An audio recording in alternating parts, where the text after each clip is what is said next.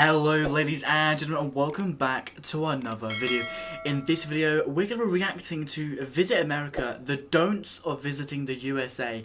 Now personally I would love to visit the USA, and this video probably will help me as I do act quite English, as I don't know how that's meant to come across, but I do, and hopefully this will make me not offend people. I don't know, again I have no idea how to act in other countries. I've never left England, so yeah, and by the way guys, 94% of you who are currently watching are not subscribed.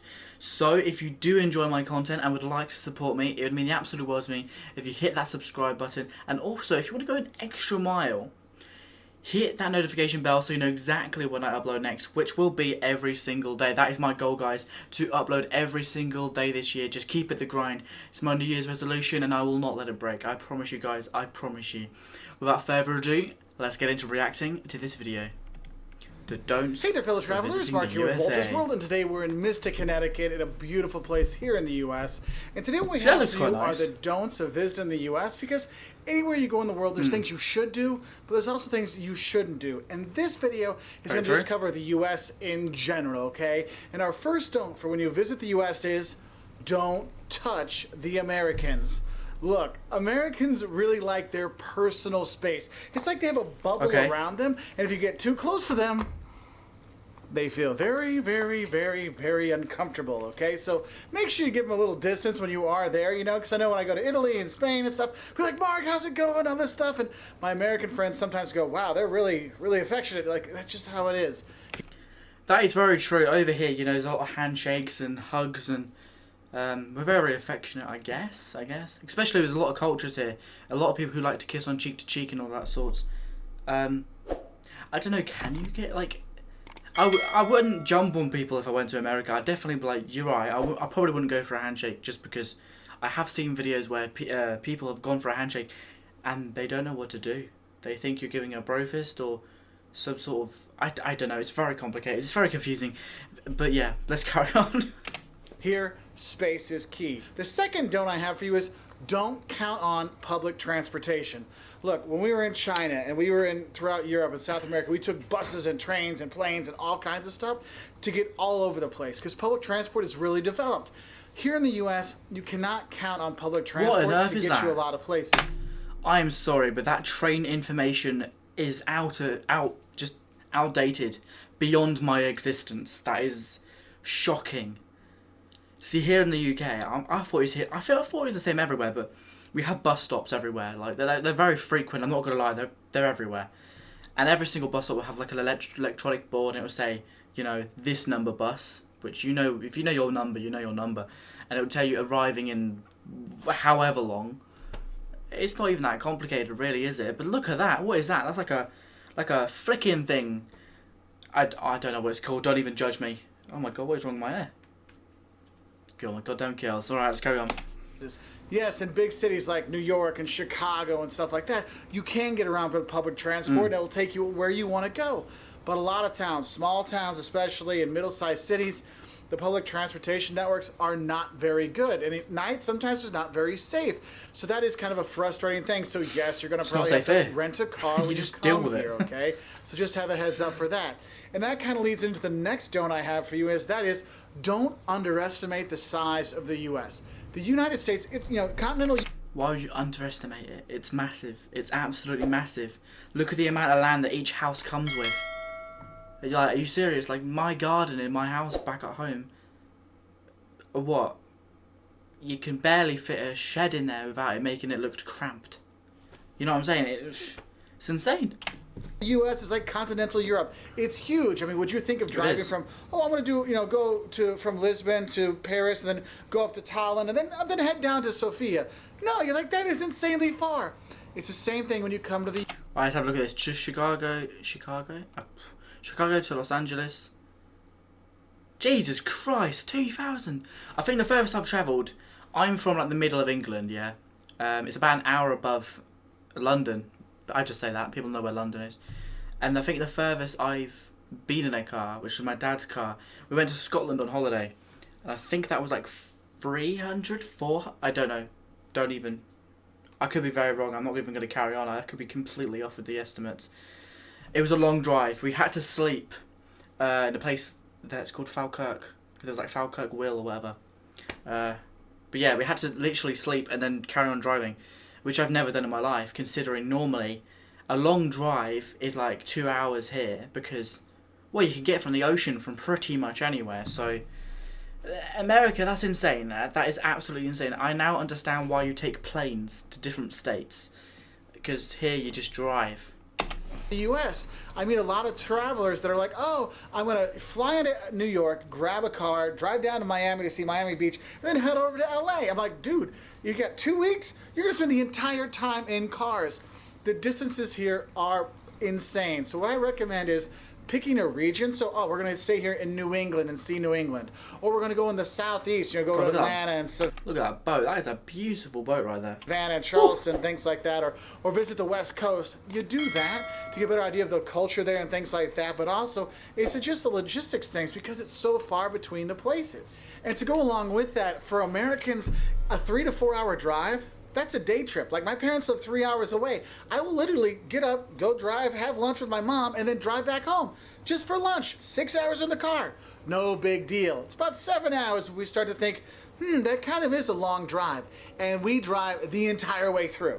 Okay? This isn't like, oh, I must stop every 2 hours and have a 15-minute break. We do that here.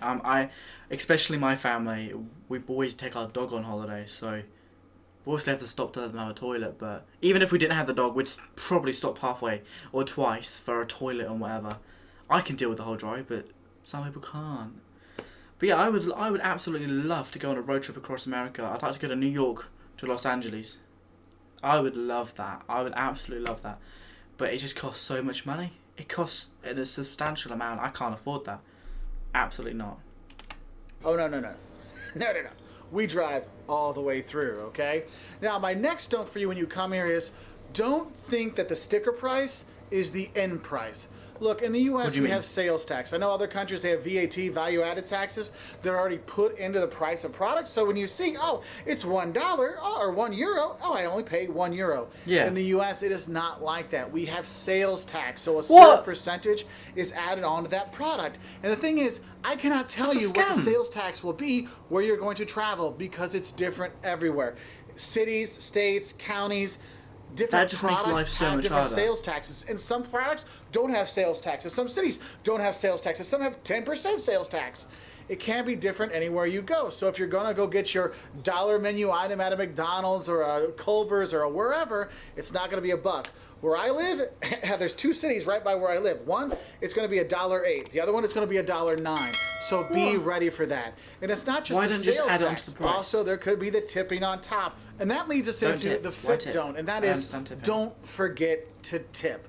Look, in the U.S., you tip 15 to 20% at a sit-down restaurant, okay? Now, McDonald's, stuff like that, you don't tip at a fast food place. But if it's a sit-down restaurant where they bring you your food and stuff like that, that's their job. You will tip them 15 to 20%.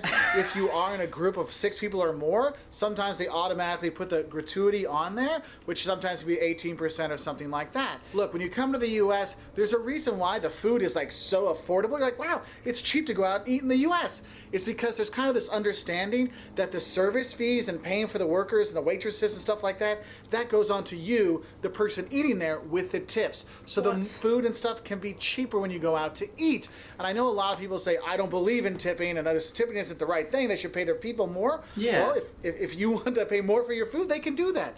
But they don't, okay? So tipping is something we do here in the U.S., so do tip that 15 to 20%. Oh, also, if you're at a bar and you're buying drinks, you're going to want to tip a couple dollars here and there. Otherwise, the bartender might not be too quick to come back and get you your next drink. But it's their job, So falling off of those tips, what you need to realize is our next don't is, I don't want to get any backlash, so I do apologize for offending anybody. Over-the-top service and free stuff you sometimes get in the U.S.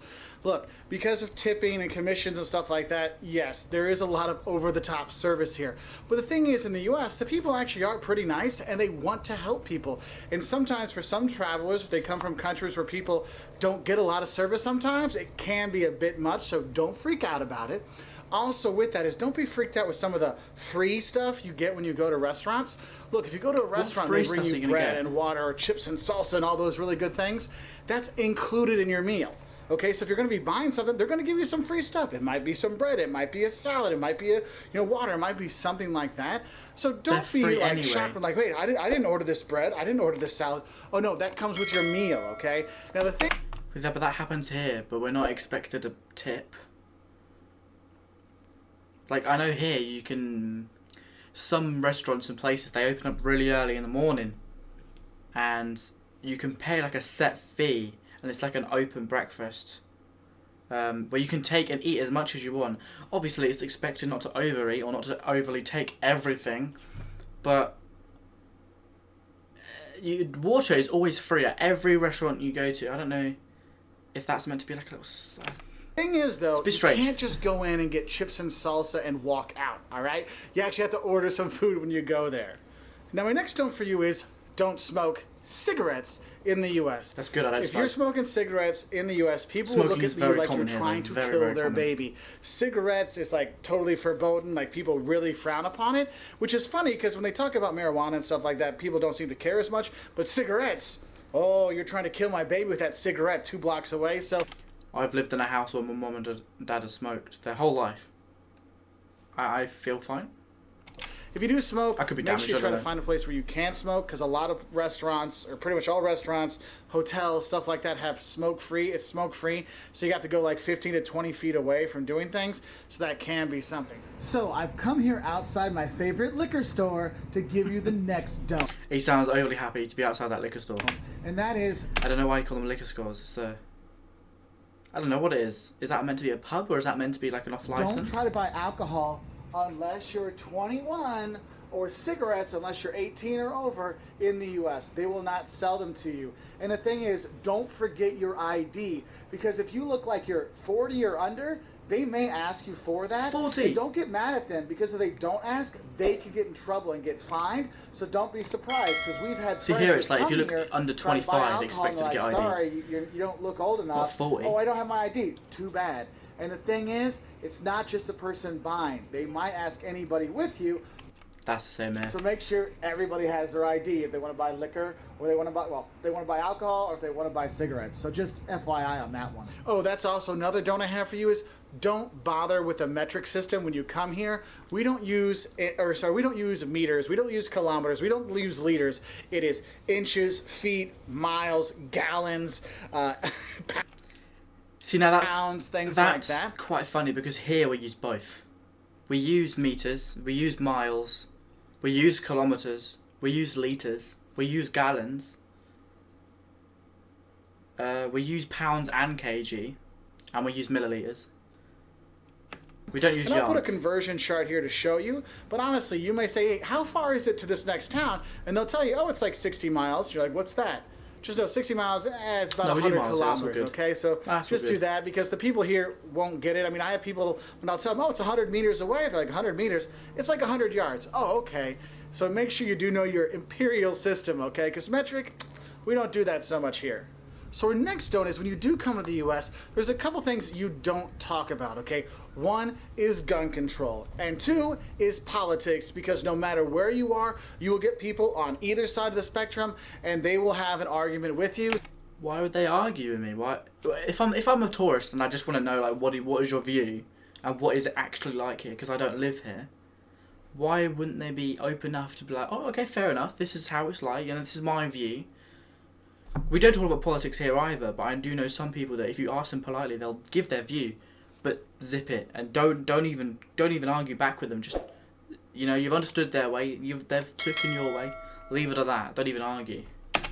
So it's best just to lay off those topics. Talk about the weather. Oh, wouldn't it be nicer if it was sunny today and we could go sailing? Yes, that would be much better than discussing gun control or politics. Just putting that one out there for you right now. Now, my next note for you is, don't assume that all the U.S. and all the Americans are the same. Because I know a lot of people say, oh, you're a typical American. It could be from any country that they come to move there. Look, the U.S. has all kinds of different cultures, all kinds of different people, all kinds of different topography and scenery and stuff like that. And when you come here, don't assume it's all the same. You will see regional differences in cuisines and how people treat each other, and how everything looks, all kinds of stuff. So don't just think there's just one kind of American. They're all fat, slobby guys with ponytails. No, there's actually a lot of skinny people in America too, not just fat guys like me. I don't like the way he's talking, you know. He's a bit... I forgot the word. I'm not very smart, but... Condensate? I don't know. I can't speak English, apparently, but... I don't know. I feel like he's talking to me like I'm stupid. And my buddy Jeff. There are those, so don't assume it's all the same. There's plenty of people. Right? So Don't worry. Go out and explore, and that's why I always say is if you're going to come to the U.S., go and explore different regions because you'll get a really different feel. Because going to the southeast and seeing the plantation homes and going to see the southern towns down there versus going to the northwest and Seattle and Portland or going to San Francisco. What is that? Go to the Midwest with Chicago and Milwaukee. You're going to have a very different feel, which is really a cool thing to do. And you start to understand is wow, the U.S. does have a lot of different cultures within it, a lot of different feelings when you go around here. And following on with that, I guess I would say another don't assume there's no culture in the U.S. because there are a lot of cultural centers out there. You're going there to visit. If you go down to New Orleans, you see a very rich culture there. You go to New York or Boston. Here in New England, you have a very distinct culture. In the Midwest, with Chicago, Milwaukee, you go to the West Coast. I mean, there's a lot of different culture here. Historic culture with the Native Americans or more recent culture here. I mean, you have all that here. You can really take in. And saying there's no culture in the U.S. How are they allowed to take photos of that? The flash can damage the painting. See, over here, in like art galleries and stuff, you can't even be seen with your phone out. Not really. Like, you can, but no. Like, even if you've got your flash off and it won't do any damage to the picture, they don't even risk it here. Like, no, put your phone away. Like, we don't want any... Don't even risk it. It's not really true because there are all these different cultural centers with great museums like the Art Institute of Chicago or the Met in New York, the Getty in LA. I get bored of museums. There's all kinds of stuff you can see and do when you are here. I've done too many. I don't even read anything. I don't know anything going anyway. Seascapes like we are here in Connecticut. Cool. There's a lot more to it than that. Now, my next don't for you is one that I kind of get a lot of questions about. We actually have a video on this, and then that is, don't think that how are you or how's it going is actually a question. Look, when we say how's it going, how are you, these kind of things in the U.S., it's not a question, it's a statement. It's like saying hi. Okay, just... See, now I'm confused because I've watched a previous video on the USA and they get confused when I say, well, not when I say, but when English people say, how are you? Because it's just a hello, really. Take it as a hi, because a lot of people say this. Everyone asks me how I'm doing. When I try to tell them how I'm feeling, they're like, "Well, I was just saying, how are you?" Here, how are you is just hi. Think of it that way. It's like in France, ça va, ça va. How's it going? How's it going? We're good to go. In Portuguese, tudo bem, everything good. You answer back, tudo bem, everything good. It's just, how are you? How are you? You move on. Okay, so don't think it's an actual question, all right? Now, another don't I have for you is don't expect a lot at the fancy hotels. You know, you're thinking, oh, I'm going to pay more money for this hotel. I'm probably going to get nicer stuff, like a nicer breakfast, better Wi-Fi. Oh, no. For some reason in the U.S., it seems like the nicer the hotel, the more you have to pay for the things you think would be free, like Wi-Fi and breakfast. So don't feel like you have to stay at the fancy hotels. You're paying to go somewhere nicer because it comes with the things included, right? You just need a couple beds, right? So stay at the hotels in the U.S., and the cheaper ones will give you free Wi-Fi, free breakfast, all these kind of things, which is really nice, so don't expect that from the fancy hotels. Another don't I have for you is don't skip out on the local food. Look, we're here in New England. We're here in Connecticut. Well, that's why we've been having lobster and clams. Gotta get the food. Get the munchies. Gotta eat all that stuff. Oh, my tummy is just like, more.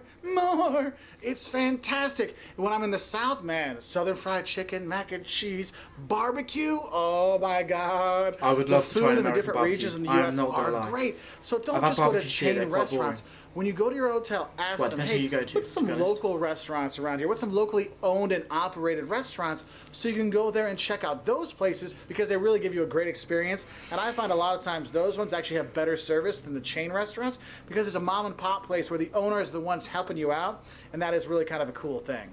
Now, my next don't for you is don't get sick. Look.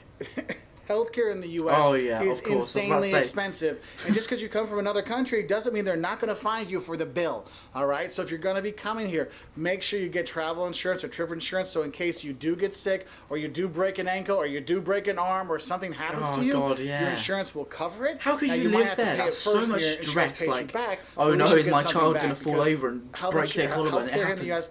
is insanely expensive. Children fall over. So make sure you're prepared for that. And I guess my last don't I'm going to have for you is one that people actually got mad at me for when I lived in other countries when I told them the U.S. has 50 states. And they said, no, the U.S. has 52 states. Look, don't think the U.S. has 52 states. The U.S. has 50 states, okay? Just a heads up on that one. I'm sure that people are going to be commenting down below that when I was in school, they told me 52. No, there's 48 on the mainland, and then Alaska and Hawaii are 49 and 50, all right? So, those are our don'ts for visiting the U.S. What are some of the don'ts you have for the U.S.? Because I know there's more out there. I just want to get some of these out there to help out travelers heading to the U.S., just so we can get things going. Anyway, if you like videos like this, we have stuff on what the don'ts of going to Russia. Well, there we go. I don't want him to carry on. If you did enjoy this, guys, let me know down below, you know, what are the don'ts of visiting your country? You know, let me know what country you're from and what are the don'ts of your country. Or what's the main thing that you particularly don't like about tourists in your area, maybe? I don't know, like something they don't do, like maybe it's mannerisms or... I have no idea, but just let me know down below. I'm very interested. Anyway, guys, just have to quickly let you know, 94% of you guys are currently not subscribed. So if you made it this far in this video, you must enjoy my content, you know, you must. So yeah, if you do actually enjoy the content, please, it means the absolute world to me if you hit that subscribe button, and if you want to go an extra mile, hit that notification bell, as I will be uploading every single day and it will let you know exactly when. And guys, if you do enjoy this video, do all that. I hope you're having a great day, and I'll see you guys in the next video. Bye.